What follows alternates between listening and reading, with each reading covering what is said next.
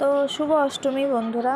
তো সকাল সকাল অষ্টমীর অঞ্জলি দিতে চলে এসেছি, কিন্তু এ কি, এখানে তো কোনো নামই লেখা নেই। ভালো করে খুঁজে দেখি, না নাম লেখা নেই। যাই হোক, আমি বলে দিচ্ছি, এটা হচ্ছে কৃষ্ণনগর সন্ধ্যাপাড়ার দুর্গা বারোয়ারি। তো এই গরমের মধ্যে খুব সুন্দর ভিড় হয়েছে, যেখানে আমরা পুজো অঞ্জলি দিতে এসেছি। বাহ, দারুণ ভিড়, দারুণ ভিড়। কেউ বসে আছে আর কেউ দাঁড়িয়ে আছে, তার মধ্যে আমরাও আছি। তো এখনও পুজো হচ্ছে, এরপরে অঞ্জলি হবে, তারপরে গিয়ে পুজো। তো দেখুন, পুজো হবে।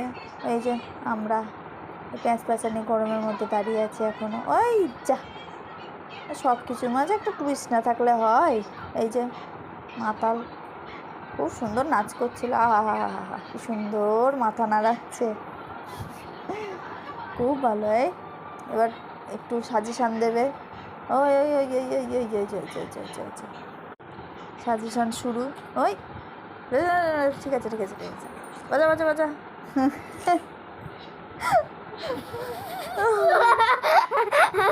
আমার একটু হাতে তালি, আহা হা আহা, বাহ বাহ বাহ বাহ বাহ, খুব সুন্দর হচ্ছে।